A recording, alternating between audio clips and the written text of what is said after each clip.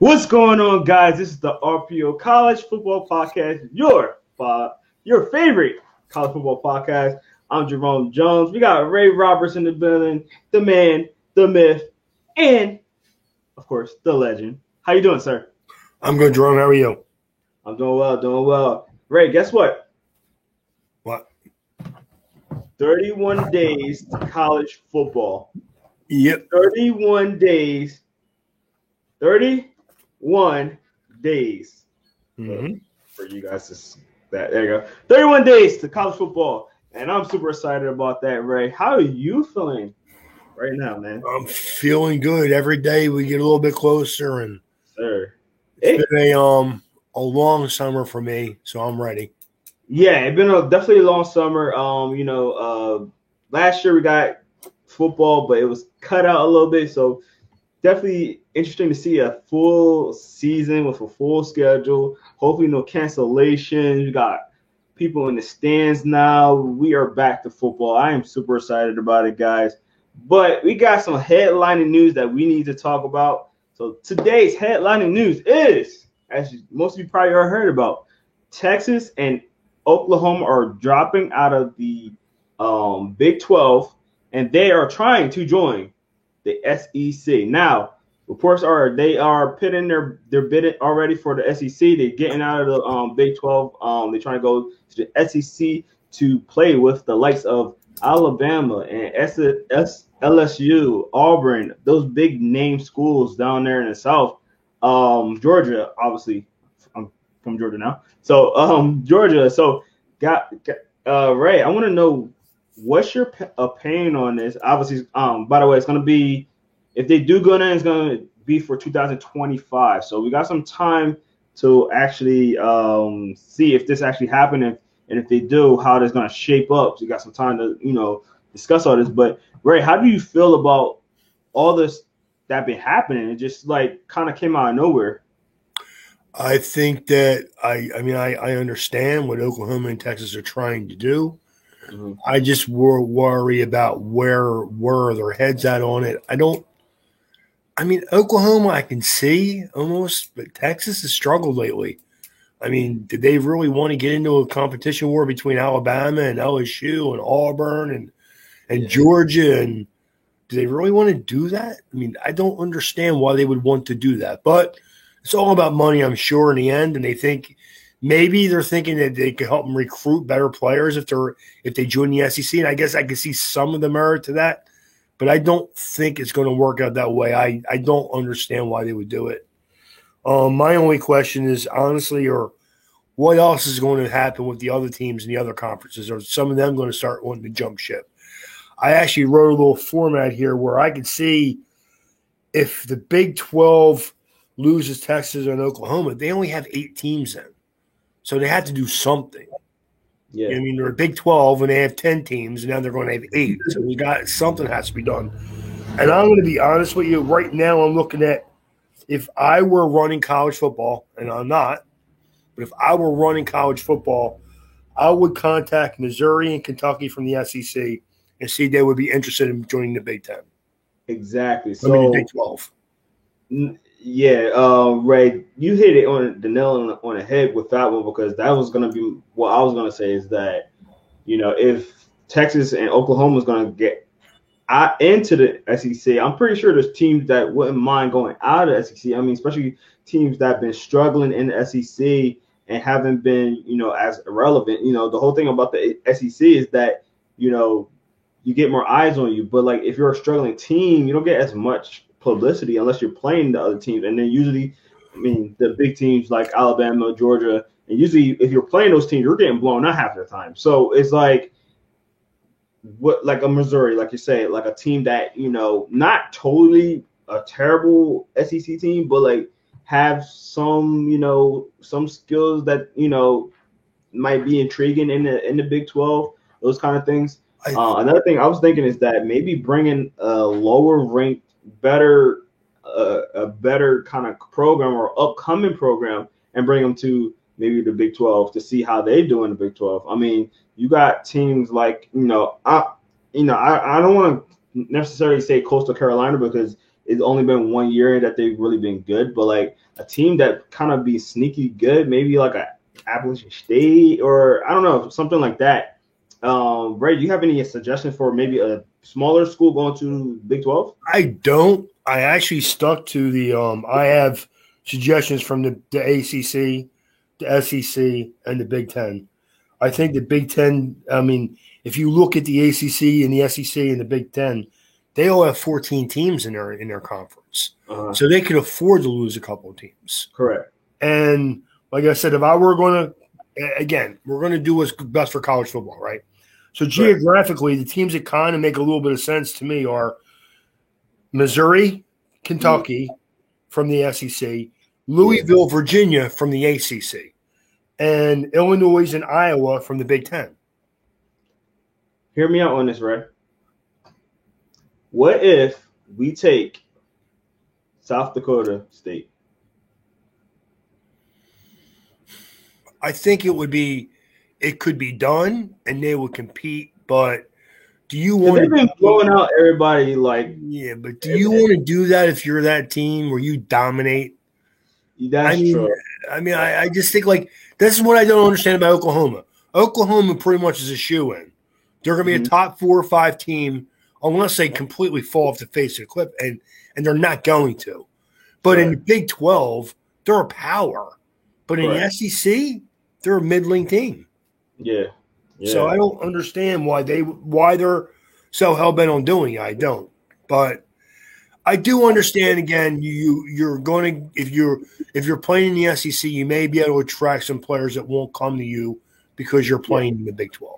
You know? Yeah, and I heard those two teams was having problems with that conference too. So that ties into it. Like, you know, it wasn't just like, oh, we just want to go to the SEC. I heard there was problems with the Big 12.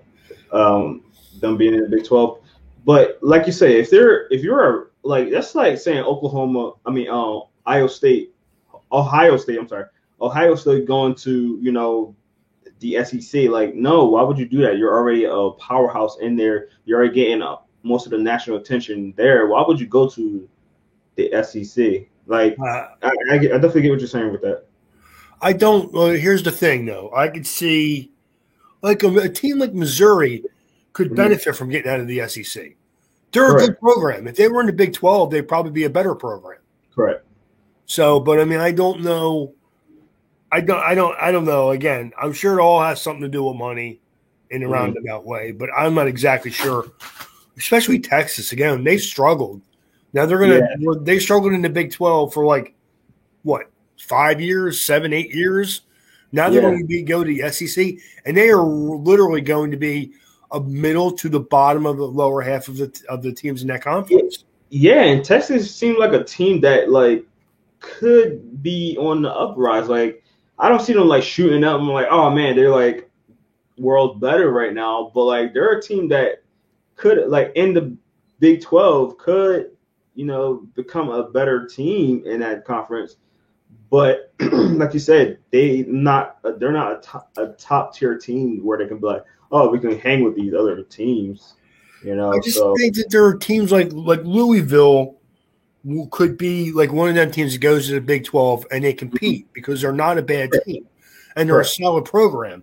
Correct. And geographically, it works. Virginia, Kentucky, Missouri, geographically, they kind of work. So, I agree. No, I agree with you, Ray. That is crazy. So we'll see how that goes, man. This is going to be something that's going to be ongoing. We're going to keep a close eye on it each and every week. But let's get into our main topic for today. And as you guys already know, if you haven't been watching our podcast, we've been doing the top 10 at every position. Right now, we're on edge rushers. So before we get on, if you are watching live right now, you can definitely go into the comment section and put in your comments. If you have anything you want to say about our list or anything like that, you can go in there. This is an interactive podcast. We love to have your comments and things like that. So definitely do that if you are on. But we're going to get right into it with our top 10 edge rushers. I'm going to start it off with number 10. My number 10 guy is a guy that I love this guy because he's on my team. And I actually wanted to pin him higher, but I was trying to be as realistic as I can. One, two, I want to see a little bit more from him. I think he's gonna have a really good year. But Aiden Hutchinson from Michigan is my number 10 guy. He could easily be in the middle of this list for me. I think that he's gonna have a really breakout year. I really think that he's gonna take the reins of the last couple of defensive edge rushers that we've been having we've been pushing to the NFL. I think this guy have a really good chance to be a solid player in the NFL. Ray, what do you think about Aiden? Well, I like Hutchinson. I have him actually a little bit higher than you do, so I'll get to him later. All right, awesome. Okay, Ray. All right, so let me hear your number 10, Ray. I have Will McDonald from Iowa State. 6'4", 240, nice length, good athlete. 13 TFLs last year, 10.5 sacks, playing off the edge, good football player. I like Will McDonald. I don't, I respect the Big Ten teams, and Iowa was one of them teams. So definitely. Yeah, I think that McDonald's a guy that I didn't have in my top 10, but he's one of those guys that right there. I think he's going to be a really good player as well. Iowa produce really good edge rushers as well. So I think that he's going to do well. I think the interesting thing about him is you could see him maybe playing some outside linebacker for you. Yeah. He's got the length. He's got the athleticism. The only question is, can he turn and drop back into coverage at all? They don't really ask him to do that at Iowa State, but I think he's athletic enough to at least give that look. So I think he's a good football player. Definitely. All right, let's get to our number 9. I got my guy number 9. This guy is from Minnesota. His name is Boye Mafe from Minnesota. He's a freakish athlete. I think that he's one of those guys that still need to get some better pass rushing moves. But I think that his athleticism really helps him being a complete freak on the field and getting to the quarterback. I like his size and length. He's one of the guys at number 9. Ray, what do you think about Boye? I like him. I have him just outside my top 10, but I like him too. I think he's definitely a draftable player. I think, like we talked last week about where the interior defensive lineman, there was no real standouts. I think the edge rushers are exactly the opposite. I think you have a lot of good players at that position this year. So. Oh, yeah, especially our number 1 guy. I'm pretty sure we both got the same guy. But, Ray, let me hear your number 9. My number 9 is O'Shawn McMathis from TCU. Another kid, long, athletic kid, 6'5", 247. Again, will play as a down defensive end, but shows enough athleticism, or maybe you can think about maybe putting him in a 3-4, as an outside edge rusher from a stand-up linebacker spot. But, I mean, he had, 12.5 TFLs, 27 tackles last year, 8 sacks. So, good productive football player. Some guys I kind of looked into last year and the year before because last year was a really strange season. So, Definitely. Yes, definitely. Last year was definitely a strange season. I don't have him in my top 10. I think I have him at 13. I believe I had him. Excuse me. So let's get to our next guy. I got my number 8. I got Drake Jackson from USC. I actually keep looking at this list, and I keep feeling I have him a little bit too low, to be honest.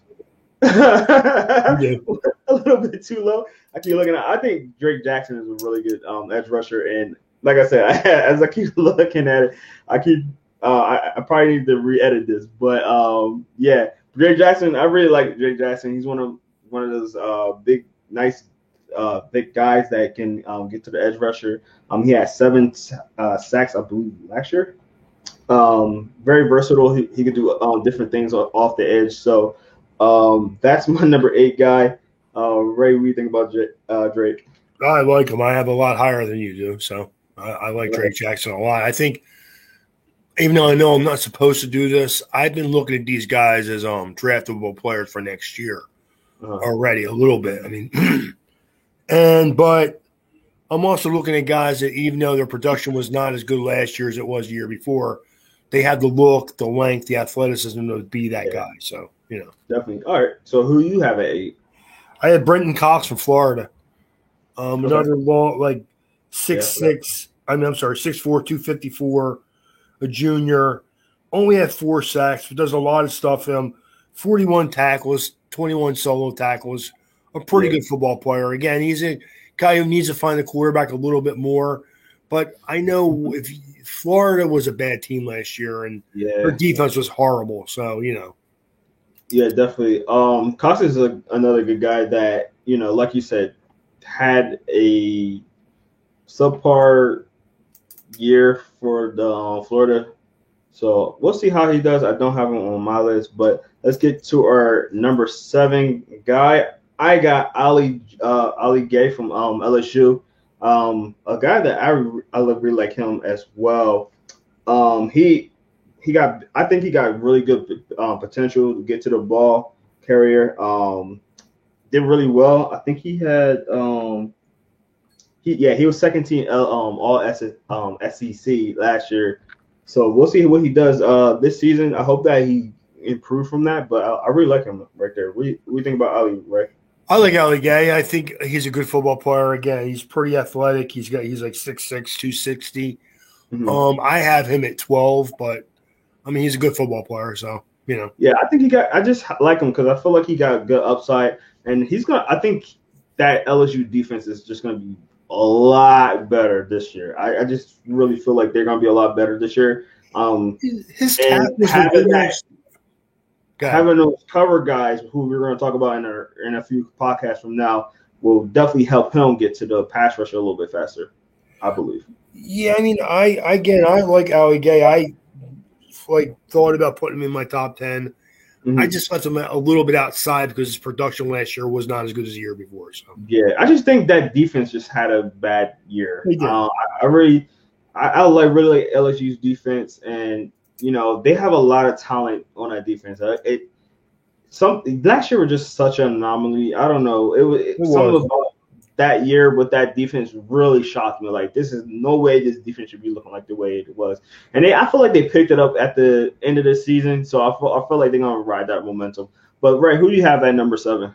I have Aiden Hutchinson at number 7. Again, didn't have a great year last year because Michigan never had the lead on anybody. He never could play his game. That's definitely true. So, I mean, but if you look at his stats from the year before, 68 tackles, 34 solo tackles, 5.5 sacks. The kid's a good football player, and he has, rare size at like 6'6", 270. And I think he's a really good football player. So I have him at number 7. So definitely. All right, let's get to our number 6 guy. Another guy that I feel like I might have him too low. I'm going to say his name is George Karlaftis. From Purdue. Had a really good season. He was all freshman last year. He only played 3 games last year, so that's gonna be a thing because he opted out for COVID. So he only played 3 games last year, but I think that he has a lot of potential in him, and one of those highly recruited kids that I think that's gonna really take the reins. So what do you think, Ray? I have him higher than you do, so I like him. He's the one kid that you can line up anywhere on your defensive line and get to the quarterback. He's a 6'5", 6'6" kid with 275 pounds, so he's got really rare size. So he's a good football player. Definitely. Okay, Ray, who you got at number 6, sir? I have Kinsley Enigbar from South Carolina. Another kid who's 6'4", 260. He had a really good year last year, considering he only played, I think, 7 or 8 games. 30 tackles, 6 sacks. The year before, he had 27 tackles, 16 sacks, and wasn't a full-time starter. I like Eddie Barron. I like South Carolina's defense. They usually play pretty good defense. Definitely. I actually have him slightly higher, so we'll talk about that soon. Number 5. So let's get to number 5. I have this guy at number 5 because I think that his hype might not be all the way there because of, I think he's a good athlete. Don't get me wrong, because I have him in my top 10. Don't get me wrong. But I think that from the school that he's at, I think his hype is a little higher than it should be. But I do think he's a really good defensive end edge rusher. That'd be Zach Wilson from Ohio State. Again, really, he's a good defender. Don't get me wrong. I think that he has the potential of being a first round pick, if not. But I think his hype was a little bit higher because of the other edge rushers that came from that school. But yeah, I think he had to put it together. It's just not all together yet. Ray, what do you think about Zach? I like Harrison. I am a little higher than you do. Okay. All right, so who you have at number 5, sir? I have Myjai Sanders from Cincinnati. Another kid, 6'5", 260. Had a really good year in 2019. 22 solo tackles, 7 sacks. I'm sorry, last year. And then 2019 had a really good year too. 40 tackles, 4 sacks. Again, he has the size, he has the length. He's a good athlete. I mean, I think this is a really. I don't think you have any superstars here. We have a bunch of good football players. So. Okay. I agree with that. I have him a little bit higher. So let's get to ours. Number 4, I have the guy that we were just talking about, right? Kingsley Enugubiere from from South Carolina. For all the same reasons you say, Ray. I think he had a really good season last year. I think that he's going to be better this year. And like you said, South Carolina had a really good defense. Yeah, they're losing J.C. Horn, but I think that their defense is the staple of that team. So, I really feel like he's gonna lead the charge on that team. Yeah, I like him. So cool. Ray, who you have at number 4? I have Zach Harrison at number 4. Again, 6'6", 270. Okay. Didn't have a great year last year, but just didn't have the sack production. But I mean, again, long, athletic kid, a lot of upside. So I have Zach Harrison number 4. So. All right, cool. Let's get to our number 3 guy. I got DeMartin Leal. I think that's how you say his last name, from Texas A&M. This is another team that had a really good defense. I really like him. He's one of those guys that got great size that I love. He has 75 career tackles, 12 and a half TFLs in 24 games and 17 starts. I think that, sacks total need to be a little bit better, I believe, but I think that he has the ideal length and strength with him. What do you think about I like Leo a lot, and I guess he does play a lot of 5 and 3 tech in college. I like him a lot. I think he's going to be a defensive tackle at the next level. Yeah, but I think he's a good football player. I actually have him at number 3. You're going to be upset with this. I have a 1 and a 2 A and B because I couldn't separate the first 2. But I could have went 10 B. I went because the first 2 guys I like a lot. So Yeah. Okay. So who you have at 3, Ray? I have Drake Jackson number 3 from USC. Okay. I think he's a good football player. I think he's way higher than me. Yes, he has the athleticism, and honestly, Jerome, I know. Yeah. I've been doing a lot of mock drafts, man, and this kid is going early. Yeah? Yes. Early. Top 20 early.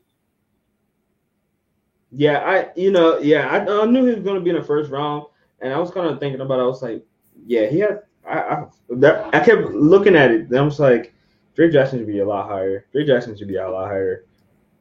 Yeah. Well, his production this year was not great, though. So I understand why people are not looking at him like that, because there are guys if you look at Will McDonald, who I had 10, I only had a 10 because I'm not sure if he's an outside linebacker or if he's a defensive end.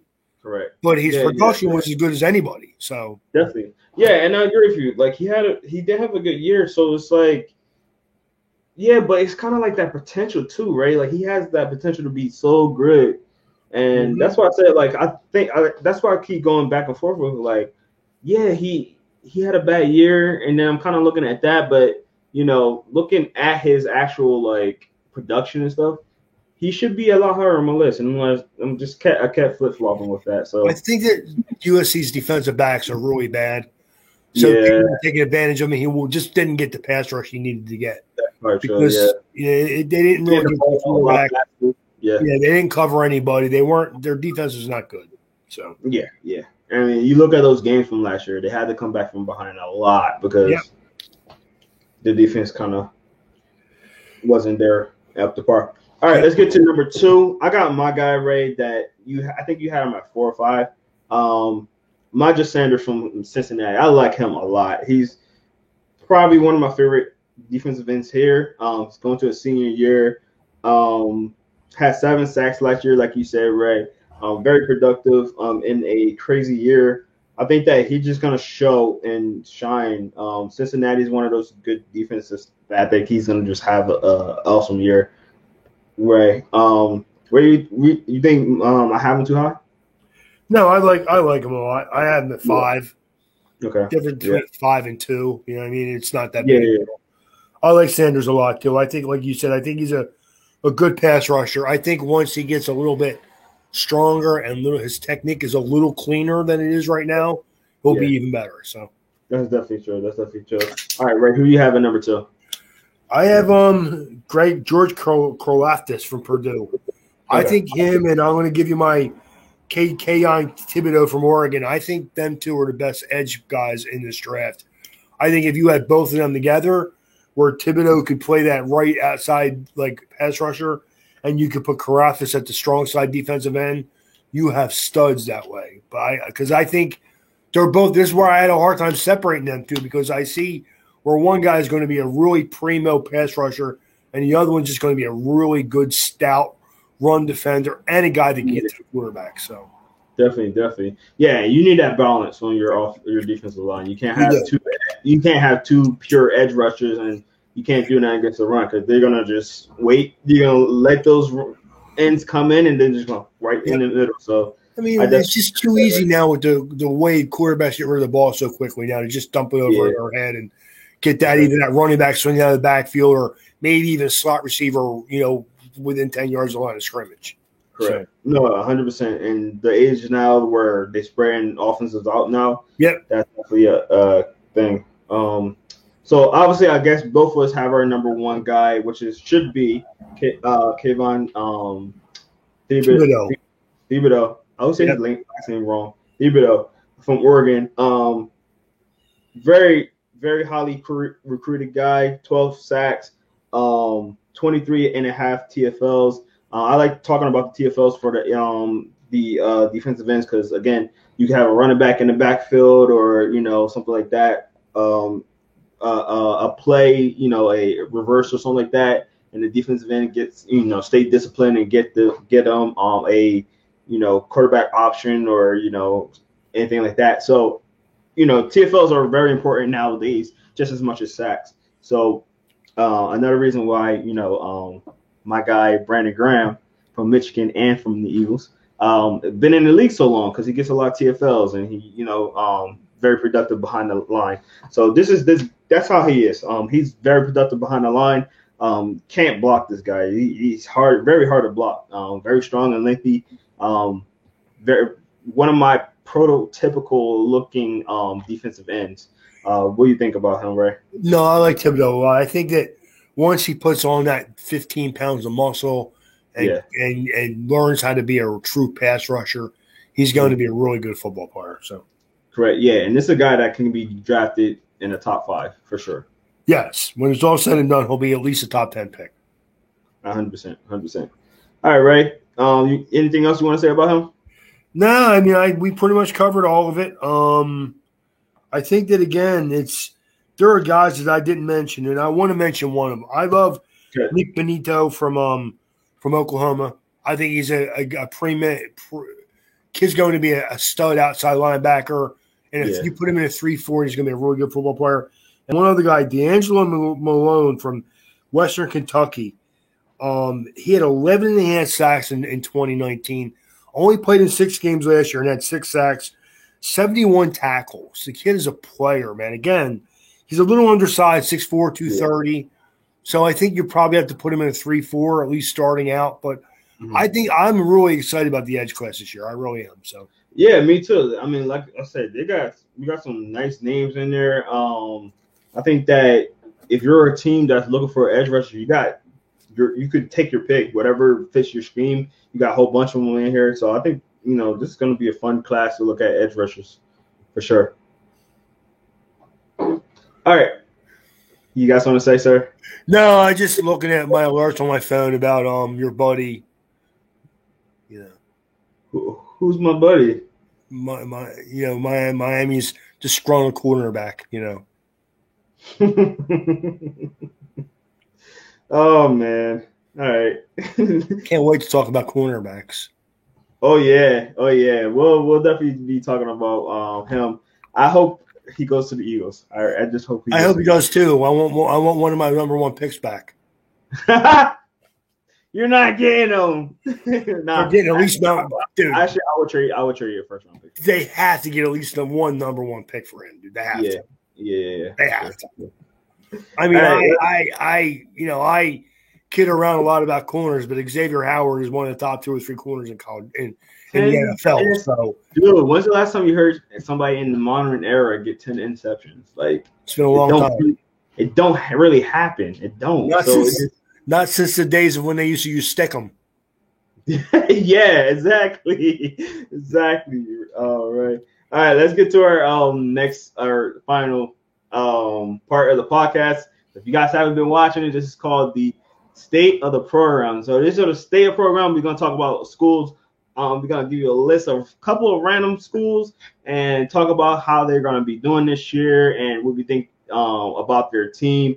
This is not a record-based kind of thing. This is strictly on if you think they're going to be better, worse, or about the same from last year. So our first team that we're going to talk about today is the Maryland Terrapins. How you call them? Terrapins. They're turtles. Whatever. Why do you just call them turtles? I don't know. Terrapins. Yes. Terrapins. My Maryland Terrapins.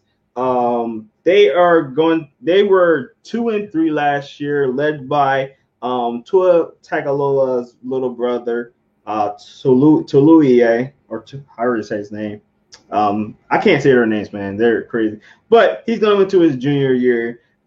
These guys were, like I said, 2-3 last year. Only won 2 games. One of them was overtime. They actually beat Penn State last year, which is a very surprising game for them. But wound up losing every other game after that. Luckily, they got, Ohio State got canceled out. But let's talk about this upcoming year. They have West Virginia, Howard, Illinois, Kent State, Iowa, Ohio State, Indiana. I'm sorry, Minnesota, then Indiana, Penn State, Michigan, and Rutgers. So, Ray, they were 2-3 last year. Obviously, they can't be 2-3 again. But do you think they're going to be about the same, better, or worse? You know what, Jerome? I don't see them. Maybe 5 wins, maybe 4 is more like it, actually. Yeah. I mean, that's not an easy schedule. They do have like Howard and Kent State and Rutgers, but even by then, by the end of November, Rutgers may be a solid team. They could lose that game. So I don't think so. I think they're going to be a 3 or 4 win team. I do. Yeah, I think they're going to be about the same, like you're saying, Ray. They do have a lot of returning starters. That's the good thing about them. They do have a lot of returning starters, so that's the good thing. Yes. They only have 1, 2, 3, 4 offense, new starters, and then 1, 2, 3 on defense. So they got a lot of starters. They're gonna be, their continuity should be good. It's the talent, right? It comes down to the talent. I don't think their offense is all that great. They got Tua's younger brother, but he didn't look that great last year, in my opinion. We'll see. We'll see what happens. They got their new guy in their linebacker, Terrence Lewis, who's supposed to be a lot better, a really good freshman. So we're gonna see how that comes in, and maybe he could come in and light a spark for that defense. But I don't know, Ray. What do you think? I don't see it, Jerome. I think that I do like Terrence Lewis. I think he's going to be one of them guys that could play a little safety linebacker type guy, hybrid type kid. But again, I'm just looking at their schedule, and I don't see more than 4 wins most. I don't. So yeah, they definitely got a tough schedule. Maryland always kind of struggled. I do think they had a better recruiting class from last year, so that's going to be very interesting to see how that goes because they got one of the top receivers 2 years ago. So I do think their program is getting better as far as getting recruiting, but I just don't see it coming all together, especially with the schedule. No, I mean I could be really pessimistic about it and say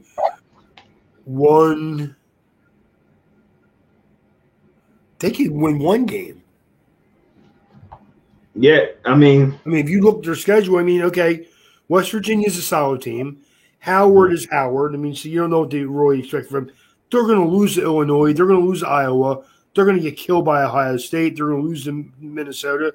They'll probably lose to Indiana. They'll probably lose to Penn State. They'll probably lose to Michigan State. They're going to lose to Michigan. And they could lose against Rutgers. So it's very possible they win 1 or 2 games.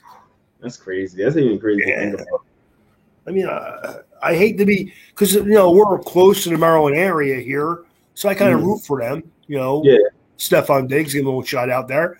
But because Maryland does produce some nice players. But I don't see – the only thing like you said, they do have 7 or 8 returning starters on both sides of the ball.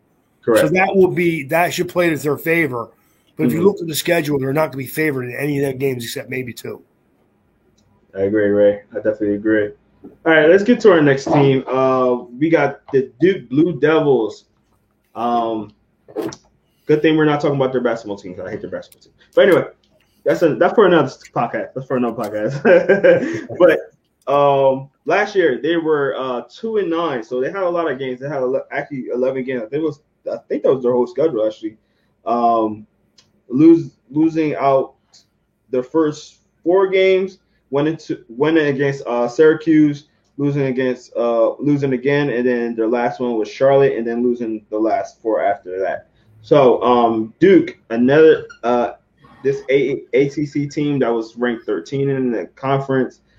This year they get to play Charlotte, North Carolina A&T, Northwestern Kansas, North Carolina, Georgia Tech, Virginia, Wake Forest, Pitt, Virginia Tech, Louisville, and Miami.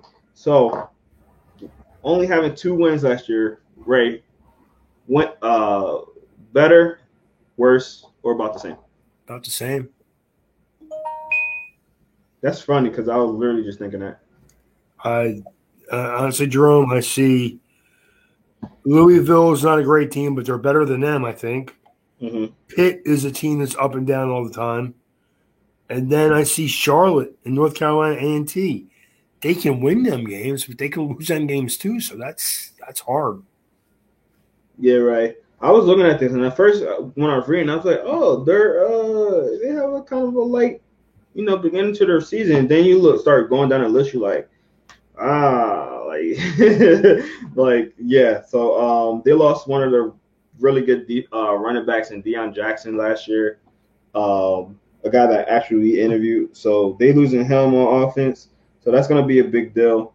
But, the quarterback play is kind of in the air. Their quarterback is going to be Gunnar Holmberg, a guy who's going into his junior year, so coming off his sophomore year.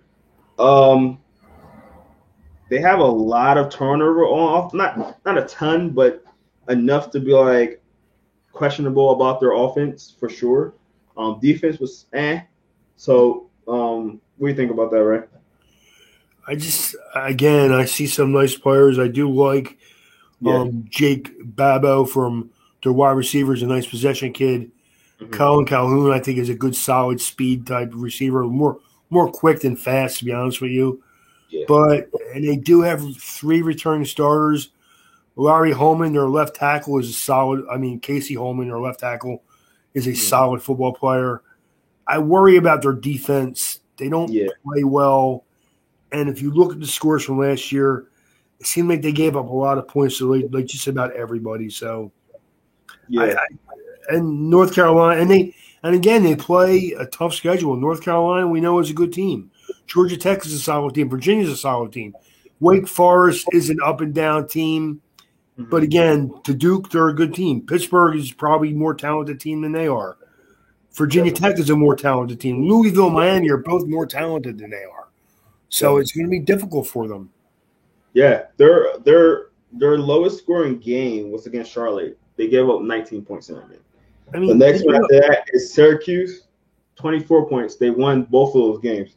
After that, you got 27, 26, 38, 38, 31, 56, 56, 48, 56. So, yeah, that tells you all you need to know about that defense. I mean, like that's what I mean. Like even the teams like Miami wasn't great last year, but they scored 48 points against them. I mean, I don't know. I just don't. I don't see a team that can score enough points or play good enough defense to win more than maybe 2 or 3 games. Yeah, that's pretty much it. And even to win 3 games, they'd have to get a spot where Wake Forest, because they're playing at Wake Forest, Pittsburgh or Louisville struggle. And I don't know if that's going to happen. No one does really. So, I think by midseason they'll be looking forward to the basketball season. To be honest with you. Oh no, Ray, you funny. Yeah. So if you guys don't know, I am a North Carolina basketball team. I've been watching them since Jordan was there. So I've been following them since I knew that Jordan played there. Rather, I was a kid when he was actually playing, but a baby. But yeah, so I hate your basketball team. Yeah. So the rivalry. But let's get to some other news. Let's get to our next team, which is going to be Virginia Tech. So we're, getting a little bit better and with some of the teams that we're going to be talking about the next couple of teams. Virginia Tech ended last year 5-6, winning the first 2, and then going on a really losing streak the last couple of games of the year, and then finishing off against Virginia. Led by Braxton Burmeister. So he's coming into his junior year. A little bit of a shorter quarterback, 6'1". It's not short, but a little shorter guy. We'll see how he does this year. Everybody already knows about their defense. They got a couple of new starters on the defense, particularly in their secondary. They got, 2 new corners, a new safety. They got a new linebacker. Their defensive line is pretty much the same, which is a great thing for them. That's going to help them out. But let's talk about the schedule real quick. They play in North Carolina to start off the year, so that's going to be a tough game, but very exciting to watch. You guys want to watch that one, especially with North Carolina, losing so many weapons on offense. So we're definitely going to see about that. Then they play Middle Tennessee, West Virginia, Richmond, Notre Dame, Pitt, Syracuse, Virginia Tech, Boston College, Duke, Miami, and Virginia to end up the season. Ray, 5-6, better, worse, or about the same? I think a little better. I could see them going 7-5. Mm-hmm. I think the Virginia Tech is a pretty athletic team. They're talented. I do like. They're cool. I like Dorian Strong. I know he's a freshman. Yeah. But I think he has a lot of promise. They have another freshman in Keontae Jenkins, a guy who's 6'3" and pretty rangy. I think that their defense is going to be really good this year, and I think they're going to be a 7 or 8 win team this year. So I think they're going to be better than last year. Definitely. And the defense is going to be a little bit bolstered with Jordan Williams coming from Clemson. He's going to be a big body defensive tackle.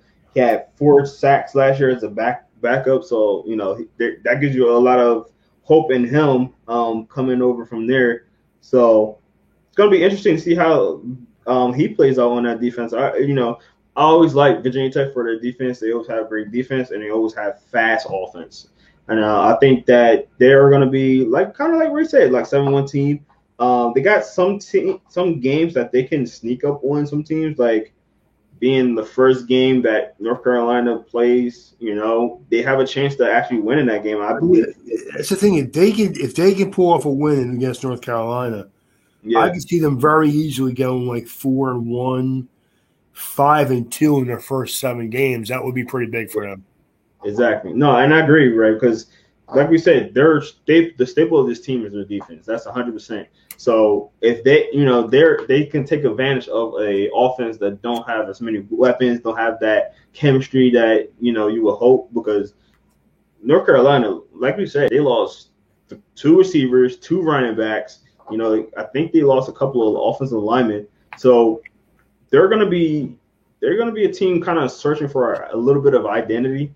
I know they got good good players started coming in this year, but that's going to be the first year starting. So we'll definitely see how that game goes. That might be one of those games that you might sneakily want to watch.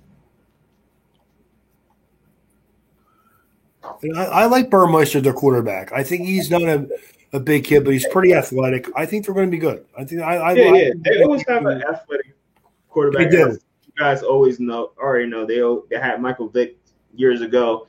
They always try to keep that athletic quarterback no matter what. I don't even think they ever had like a true pocket passer. I can't even remember them actually having true pocket passers. So they're always pretty athletic kids, really. So correct. I agree. All right, let's get to our next team, and you guys already know what team this is. This is the Clemson Tigers. Obviously, they've been competitors every year the last 10 years, doing some great stuff. Lost some big pieces to their offense, obviously, and Trevor Lawrence, being the first overall pick, Travis Etienne, some players on defense as well. So they lost some big guys, but this is Clemson. They're gonna replenish. They have some top recruits. Last year they were 10-2. Trevor Lawrence got injured last year, so he didn't play in a couple of games. No, I'm sorry, he didn't get injured. He had COVID. I forgot. So wait, it was both, right? Right? He was injured and he had COVID. Yeah, right? I think it was. I think it was more on the COVID. I think he was injured, but he played through the injury. So. Yeah. So that was that. Obviously they're led by DJ. Oh my goodness, Ugalele. Oh my goodness, I'm so mad. I still can't get his name after all these podcasts. Still can't get his name, bro. We're gonna try. But DJ, a guy that I have really high hopes for, right? I think he's good. I think that I think the running game without Etienne and Trevor Lawrence is not going to be anywhere near the same. Yeah. I think where you're going to see is their defense is going to step up this year and keep teams a little bit under like not as explosive as they were giving up. They gave up a lot of big plays last year. I don't think they'll do that again this year. Yeah, I do like Lynjay Dixon though. He's not Travis Etienne, but I think he's going to be a solid running back for them. I think they're going to really rely on DJ to sling the ball. He had some experience last year. He looked very comfortable and he really surprised me last year. And this defense, like they have some really good returning guys, some guys that we already talked about. Miles Murray's a defensive end for them. Brian Breeze, to name a couple of guys on that defensive end. I think Miles Murphy is an edge rusher who's a good football player. Landon Zanders in their secondary. They're returning 9 of 11 starters to their defense, and that's going to help them out. So, 100%. Well, let's talk about their schedule. They got Georgia they got Georgia to start the year. They're gonna be in North Carolina to play that game. They got South Carolina State. They got Georgia Tech, NC State, Boston College, Syracuse, Pitt, Florida State, Louisville, Connecticut, Wake Forest, and South Carolina. Ray, better, worse, or about the same? They're going to be Clemson. I think that they will be. I think they'll probably go undefeated again, to be honest with you, Jerome. I do. I think, like, if you look at their schedule, I don't see anybody that can beat them. I don't. Yeah, right. I mean, I'm looking at the schedule. I'm looking at the schedule from the games from last year that they played, and they played the same teams basically, except for a couple of differences, and they handled everybody pretty easily. So, why would Definitely. this year be any different? Trevor Lawrence didn't play a couple of them games last year. It didn't really matter that much. Yeah, Again, I think Clemson's defense is going to be better this year. I agree. I think they're going to win 12 games. I do. I 100% agree with you, Ray. They're gonna be. I don't think they're gonna lose a game. If there is gonna be a game, this might be Georgia because they're a little bit more experienced coming into it. But it's funny if you flip flop like Georgia's the first game, South Carolina is the last game. I think they'll beat South Carolina, but if they were playing South Carolina at South Carolina game one, it'd be a lot more of a closer game. But because they play Georgia, they'll probably squeak by Georgia. It'll be a good game, but they'll get by Georgia, and then they're just going to roll the rest of the year. I 100% agree, Ray. I don't see them losing any of these games. I mean, like I said, DJ had experience last year, and he looked very comfortable. He did very well against Notre Dame, even though they lost by 7 on that game. But he did very well in that game. Actually, the defense kind of let them up just a little bit. They did. That's why I think their defense will be better this year. Correct. And Luke Olszewski is a good football player. He's a good quarterback. He's not as athletic as Trevor Lawrence, but neither had the other quarterbacks in the league anyway. So that doesn't matter. I think that they still have Justin Ross, who's a good football player. Mm-hmm. They have 4 of 5 returning starters to their offensive line. I think they're going to be good. I mean, I just don't – again, I wish that they were playing – again, I wish they were playing Georgia a little later in the year when where maybe one of them are like not playing as well or something. Yeah, I think the fact that they're going to lead off with Georgia, they're going to squeak by that game, and then they're not going to have anybody compete against them the rest of the year until they come to the championship weeks. I agree with that. I mean, I wish we keep wishing and praying for Florida State to wake up. But I had no guarantees that's going to happen. So, Been saying this forever, Ray. Yeah. Yeah.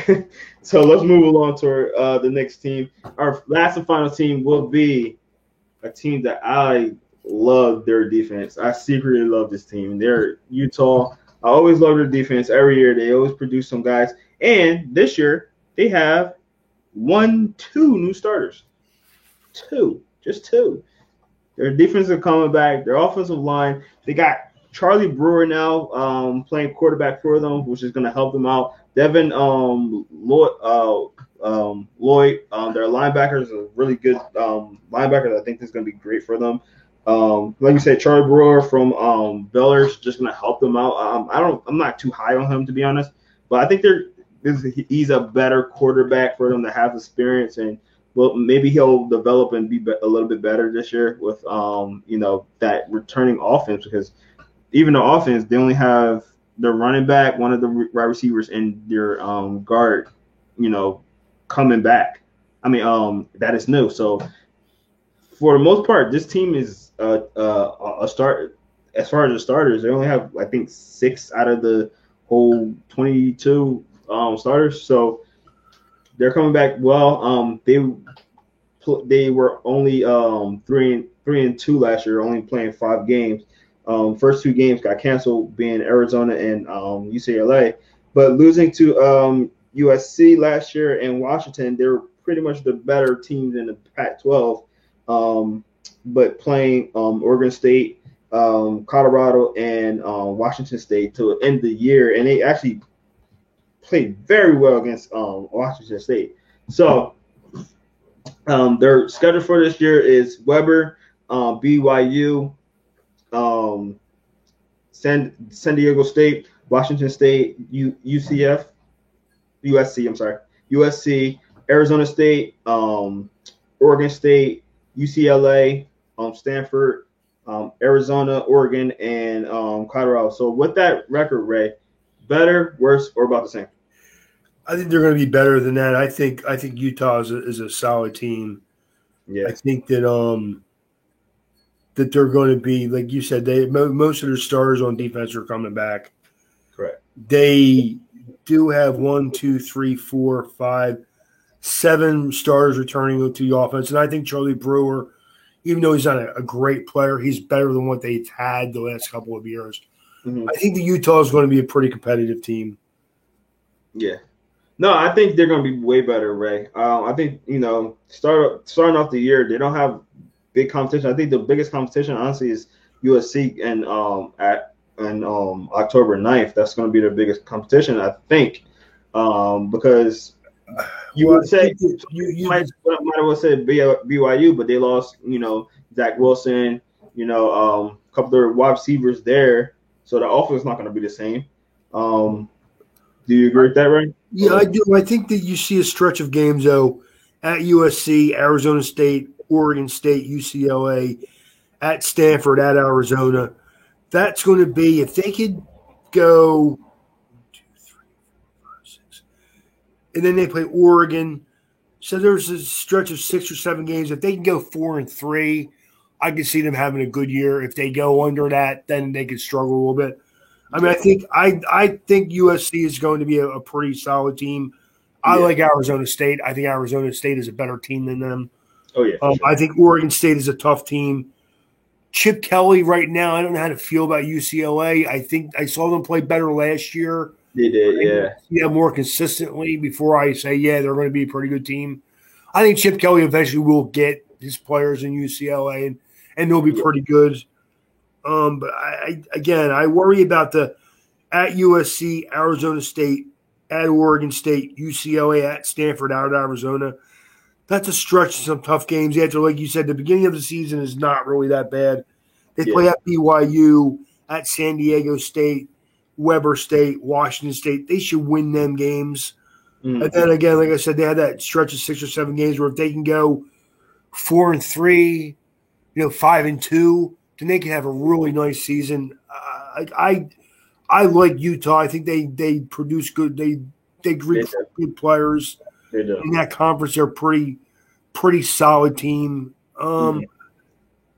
It's going to come down to the quarterback. I think Charlie Brewer is an upgraded quarterback for them, and if he has a good year, I think they'll have a pretty good year. So yeah, like I said, I'm not high on Charlie Brewer. I'm not going to say he's a world beater, but he's good enough to get them the job done.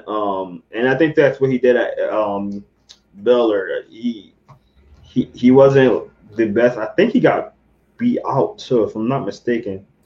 He did. I think that you keep seeing like guys transferring because they feel like they can get the starter's job somewhere else. That is what I don't like about the whole transfer thing. Like teams just jump, like players want to jump out just because they aren't going to start this year. I don't like it. I mean, you're already teaching kids before they even sign a pro contract to not be loyal to anybody. But again, I'm an old guy. That's how I look at it. So. Rio's going to agree on that one, right? Rio's going to agree on that one. But that will do it for us today with the College Football Podcast, the RPO Podcast. Guys, thank y'all so much for checking us out. If you have not been able to come on live with us, you can watch this again on YouTube. So go on YouTube, search Inside the Hashes, look for RPO Podcast. We do have the podcast right on there. And if you want to watch and leave a comment, please put that comment in our YouTube channel in our comment section, and we will get back to it. Even though we won't be not watching live, but it's okay. And if you want to watch live, you can hit that notification button, and you can see every time we do go live. We usually go live on Wednesdays at 7 o'clock, so make sure you come in and tune in for that. Also, make sure that you check out all our social media, InsideTheHashes.com as our website. We also have Instagram, Facebook, and Twitter, so make sure you go check that out. Also, make sure you go on our Spotify, Apple Podcasts, Google Podcasts, anywhere you find your favorite podcast, we are on there as well. And you can listen to a lot of the player interviews that we do. Players that we might have been talking about today, we might have interviewed them. So go check that out, Inside the Hashes, on Spotify, Apple Podcasts, and Google Podcasts as well, so you can listen to the latest players that we interviewed. We interviewed over 500 players. That's crazy. Over 500 players. So go check that out, guys. That's going to do it for us today. We got the man, the myth, the legend, Ray Roberts right over here. Thank you so much for checking us out. I'm Jerome Jones as your host. Thank you. See you, and we'll see you next week when we're talking about linebackers. You ready for that, Ray? Absolutely. Yeah, man. Defense, baby. You love talking that defense. So I do. check us out. Check us out next week. We're gonna be talking about that, and then sooner or later we're gonna be talking about cornerbacks. And Ray, you know how I feel about that one. Yeah, they're the guys that cry they want more money all the time. He's a little bitter right now. I am. So we're gonna let him go. But guys, I need for a minute. Best player on defense last year, had a great year, and now he wants more money. Shocking. Definitely. So guys, thank you guys for checking us out. We'll see you next week. Have a great night and stay safe out there. Peace.